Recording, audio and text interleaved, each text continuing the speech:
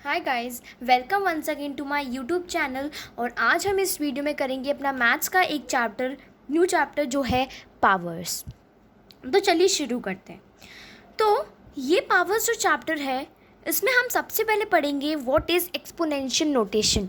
Exponential notation क्या है, तो मैं आपको एक वे में समझाती हूँ। देखिए, जैसे कि मैंने आपसे बोला कि मैं मल्टीप्लाई कर रही हूँ एक नंबर 4 इंटू 4 तो मैंने 4 को मल्टीप्लाई किया कितने टाइम्स? 3 टाइम्स। तो क्या आप इसको एक और वे में लिख सकते हैं? मैं सिर्फ सॉल्यूशन नहीं कर रही हूँ, मैं सिर्फ बोल रही हूँ कि आप इसको एक और वे में लिख सकते हैं। हाँ, हम लोग इसको ऐसे और लिख सकते हैं कि क्योंकि 4 को हमने 3 टाइम्स मल्टीप्लाई किया है, तो 4 ब्रैकेट में लिख के 4 raise to the power 3। Raise to the power हमने उसकी पावर 3 इसलिए लगाई क्योंकि हमने 3 टाइम्स 4 को मल्टीप्लाई किया है। नाउ अगर ऐसी मैं एक और नंबर लूँ, मैंने 4 इंटू 4 लिया, ये इसमें मैं 2 टाइम्स मल्टीप्लाई कर रही हूँ, तो हम इसको ऐसे भी लिख सकते हैं 4 रेज़ टू द पावर 2। अगर हम चाहें तो इसको एक और वे में कह सकते हैं कि 4 की पावर एक तो 3 और एक और वे में कि 4 क्यूब, क्योंकि जहाँ पर पावर 3 होती है वो होता है क्यूब और जहाँ पर पावर 2 होती है वो होता है स्क्वायर।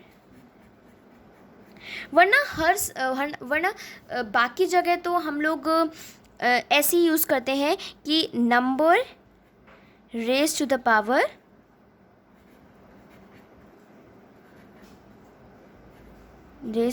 पावर जो भी पावर होती है किसी भी नंबर की। तो हम लोग इसको कहेंगे नंबर, जो भी नंबर होता है जैसे कि 4 रेज़ टू द पावर जो भी पावर होती है जैसे कि 2। नाउ अगर हमसे कोई पूछे आप हमें ये बताइए कि इनमें से कौन सा बेस है, कौन सा पावर है, तो हम कहेंगे जो ये 4 है ये बेस है, इट्स अ बेस। ज़रूरी नहीं है यहाँ पर 4 हो, यहाँ पर कोई भी नंबर हो सकता है। अगर यहाँ पर कोई भी रेशनल नंबर भी हो सकता है, जैसे कि 1/4 इसकी भी पावर कोई भी हो सकती है, 1/4 रेज़ टू द पावर 10 हो सकती है। तो इसमें जो 1/4 है वो हो जाएगा बेस और ये जो 10 है ये बन जाएगा पावर। पावर को हम पावर भी कहते हैं, इंडेक्स और एक्सपोनेंट भी कहते हैं। हाँ, तो पावर, इंडेक्स और अगर एक्सपोनेंट कहें पावर को तो एक ही बात होती है, पर लेकिन नीचे जो होता है उसको हम बेस ही कहेंगे। तो ये हमारा फर्स्ट टॉपिक जो है एक्सपोनेंट नोटेशन। अब हम बुक में जो कुछ एग्जांपल्स दिए गए हैं, जैसे कि रेशनल नंबर्स को भी हम एक्सपोनेंशियल फॉर्म में भी लिख सकते हैं, तो ये कुछ एग्जांपल्स हैं। जैसे कि पहला एग्जांपल मैं दे रही हूँ कि 3/4 इंटू 3/4। मैंने इसमें भी आपको एक 1/4 का एग्जांपल दिया है, तो हम इसको ऐसे भी लिख सकते हैं कि 3/4 की power 2, it means 3/4 raise to the power 2, और या फिर 3/4 स्क्वायर्ड। ठीक है। नाउ -2/3 इंटू -2/3 इंटू -2/3, ये टोटल 3 टाइम्स हमने इसको मल्टीप्लाई किया, तो इसको हम कह सकते हैं कि -2/3 रेज़ टू द पावर 3। इसको डिक्टेट करेंगे, अगर रीड करना है तो हम ऐसे कहेंगे कि -2/3 रेज़ टू द पावर 3, या फिर जो हम 3 को क्या कहते हैं, हम 3 को कहते हैं क्यूब, या -1/3 डायरेक्ट क्यूब भी कह सकते हैं। नाउ लास्ट है -1/2 को हमने 4 टाइम्स मल्टीप्लाई किया है, -1/2 को 4 टाइम्स मल्टीप्लाई कराया है, तो हम इसको एक्सपोनेंशियल फॉर्म में करेंगे -1/2 रेज़ टू द पावर 4, और अगर हमें इसको रीड करना है तो -1/2 रेज़ टू द पावर 4 कहेंगे। नाउ अब हम आते हैं नंबर 1 एज अ बेस और अ पावर, अगर ये जो नंबर है 1, अगर मान लो ये बेस हुआ तो क्या सॉल्यूशन आएगा? अगर मान लो ये पावर हुआ तो क्या सॉल्यूशन होगा? जैसे कि कोई भी नंबर है, मैंने लिया -2/4, अभी मैं प्लस का ले रही हूँ, माइनस का नहीं ले रही, तो इसकी पावर मान लो 1 है। तो अगर कोई भी नंबर की, कोई भी रेशनल नंबर की पावर 1 हो तो इसका मतलब वही नंबर उसी में, मतलब 1 टाइम ही मल्टीप्लाई, वही नंबर वही टाइम आ जाएगा। जैसे कि इसकी पावर 1 है तो आंसर आ जाएगा 1/4, कोई अंतर नहीं होगा। तो ये हमारा पहला लॉ है, ये बहुत ही मेन लॉ है। अब when the power is not mention it means the exponent is 1। हाँ, अगर ये भी होता है, जैसे कि कोई भी नंबर है अगर उसकी पावर नहीं दे रखी है, जैसे कि 5, इसकी पावर कोई नहीं है, डायरेक्ट हमें लिखा है 5, तो हम मानेंगे कि सीधी सी बात है 5 की पावर 1 है तो इट मीन्स आंसर आ जाएगा 5। तो ऐसे है अगर 1 पावर हो या बेस। नेक्स्ट हमारा रूल है, अगर कोई भी नंबर है, मतलब सॉरी, अगर कोई 1 है, 1 ही नंबर है, बेस है, अगर उसकी पावर 4 है, 5 है या 10 है, इवन 10 भी हम ले सकते हैं, बड़ी से बड़ी पावर्स भी हो सकती हैं, तो आप इसको क्या मानेंगे? 1 को हम कितनी बार भी मल्टीप्लाई कर दें आंसर तो आएगा 1 ही। तो ये हमारा सेकंड लॉ है। Now third law, the number -1 raised by a power gives 1 if the power of an even positive integer and the -1 of the power is an odd positive integer। मतलब जैसे कि -1 है, ये 1 टाइम, तो हमने -1 का उसी में मल्टीप्लाई करा तो आएगा हमारा आंसर -1। हमने इसका आंसर -1 ही क्यों आएगा? हम इसको पॉजिटिव में क्यों नहीं लिख रहे? हम इसको पॉजिटिव में इसलिए नहीं लिख रहे क्योंकि 1 एक ऑड नंबर है, और अगर हम उस नंबर को ऑड नंबर में, मतलब ऑड टाइम्स मल्टीप्लाई करें तो आएगा नेगेटिव में, अगर क्वेश्चन नेगेटिव में है तो। अगर ये पॉजिटिव, अगर ये -1 है और ऊपर दे रखा है पावर 4, और 4 क्या है? एक इवन नंबर है, 4 एक इवन नंबर है, तो ये चेंज हो जाएगा 1 में, सिंपल। तो अगर ऑड नंबर है तो साइन नहीं चेंज होगा, इवन नंबर के हिसाब से हम देख के चेंज करते हैं। ये 1 के लिए ही नहीं, जितने भी नंबर्स, अगर कोई भी नंबर बेस हो उसकी, जैसे कि एक और एग्जांपल 2 की -2 है और 2 की पावर मैंने लिखी 8, और 8 क्या है? एक इवन नंबर है, और अगर 2 इवन नंबर टाइम्स मल्टीप्लाई कर रहे हैं तो आंसर ऑब्वियसली पॉजिटिव में ही आएगा। अब हमारा अपना नेक्स्ट पोर्शन स्टार्ट करते हैं। लॉज क्या होते हैं एक्सपोनेंट के? पहला लॉ ये, इफ़ a/b की जगह आप कोई भी नंबर ले सकते हैं, b की जगह कोई भी नंबर ले सकते हैं, is any rational number and m is any positive integer then a/b, एक ब्रैकेट में m, it means a/b raise to the power m। या हाँ, तो इसमें ये कहना चाह रहा है, जैसे कि ये नंबर मैंने लिया, मैं अभी रेशनल नंबर के हिसाब से आपको एग्जांपल दे रही हूँ, मैं कोई नंबर नहीं लिख रही, सिर्फ a/b लिख रही हूँ। आप a की जगह कोई भी नंबर मान लें और इसकी जगह कोई भी नंबर मान लें।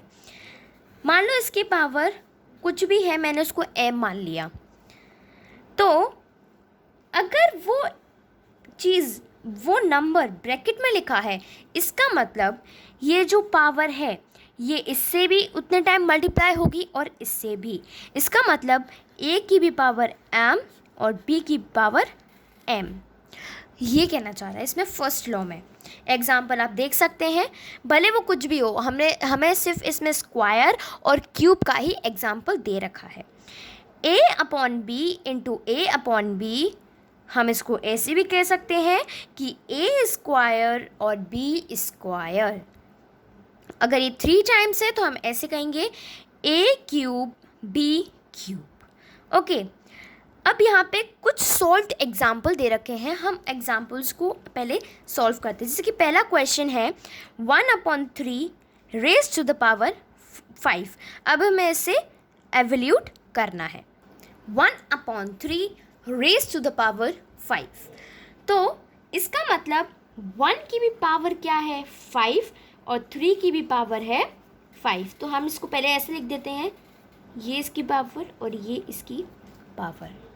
अब हमें इसको एवल्यूट करना है, एक्सपेंड करना है। इसका मतलब कि 1 इंटू मतलब 1 5 टाइम्स मल्टीप्लाई करना है हमें, तो 1 इंटू 1 इंटू 1, तो ये 5 टाइम्स हो गया। 1 2 3 4 5। अभी 3 भी हमें मल्टीप्लाई करना है 5 टाइम्स, 3 इंटू 3 इंटू 3 इंटू 3, 1 2 3 4 5। अब मैंने आपको बताया अगर किसी भी नंबर में 1 बेस है तो आंसर डायरेक्टली 1 ही आएगा, तो हम इसको 1 ही लिख देंगे।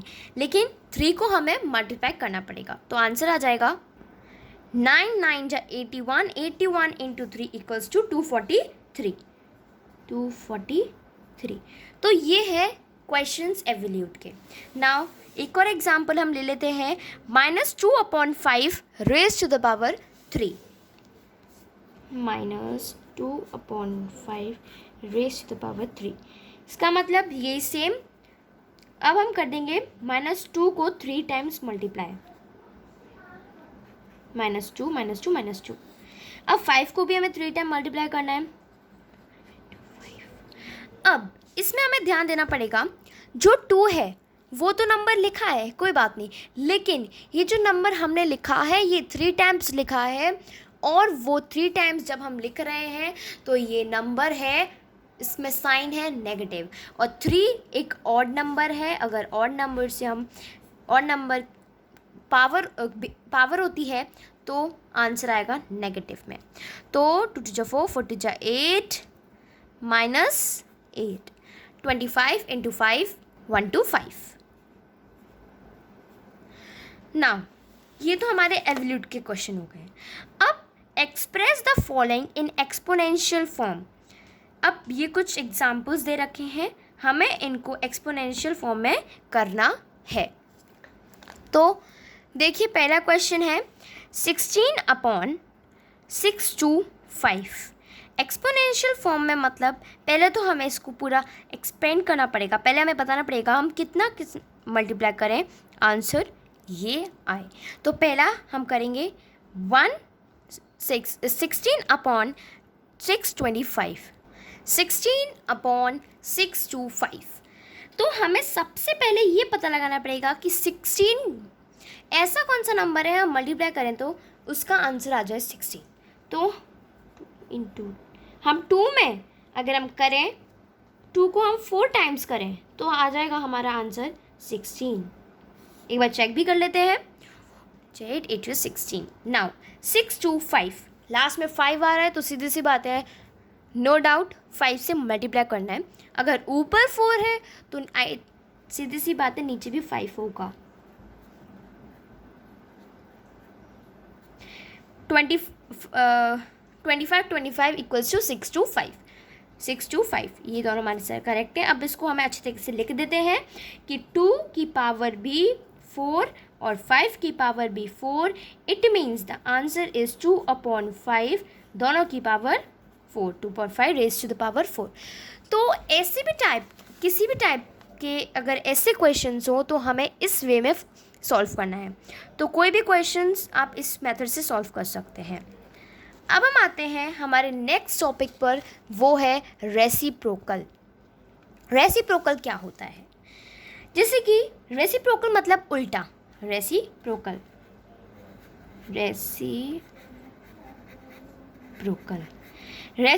मतलब कोई भी नंबर है उसका हमें उल्टा करना है। कैसे उल्टा? जैसे कि मैं कोई भी एग्जांपल दे रही हूँ आपको, एक एग्जांपल मैंने दिया 2। जब मैं 2 लिख रही हूँ मैंने कहा कि इस नंबर का हमें रेसिप्रोकल निकालना है, तो इस नंबर का रेसिप्रोकल मतलब इसका उल्टा। 2 के नीचे कोई भी नंबर नहीं है तो सीधी सी बात है हम इसके नीचे मानेंगे 1, फिर हम उसको उल्टा कर देंगे, 1 ऊपर चला जाएगा, 2 नीचे आ जाएगा, तो इसका रेसिप्रोकल हो जाएगा 1/2। उस समय तो 2 की इतनी वैल्यू नहीं थी, क्योंकि हमें पता था अगर कोई नंबर नहीं है तो 1 ही होगा, तो सिंपल 2। लेकिन जब हमने इसको ऊपर लिया तो 1/2 मतलब 1 की वैल्यू और भी बढ़ गई। अब और एग्जाम्पल्स ले लेते हैं, जैसे कि 3/4 है, 3/4 इसका रेसिप्रोकल पूछ रहा है, तो ये सेम तरीका होगा, इसका आ जाएगा 4/3। तो इस वे में हम लोग किसी भी टाइप के क्वेश्चंस, भले वो रेसिप्रोकल पूछ रहा हो, भले वो कोई भी एक्सप्रेशन को एक्सपोनेंशियल फॉर्म में करने के लिए पूछ रहा हो, एवोल्यूट करने के लिए पूछ रहा हो, तो हम इन मेथड से कर सकते हैं, जो मैंने आपको इस वीडियो में बताए। हम अपनी नेक्स्ट वीडियो में और कुछ क्वेश्चंस, एक्स्ट्रा क्वेश्चंस करेंगे जो हमारी एक्सरसाइज में दे रखे हैं। Thank you guys for watching this video. अगर आपको मेरी वीडियो पसंद आई हो तो लाइक करें और शेयर करें, और मेरे चैनल को सब्सक्राइब ज़रूर करें। Thank you.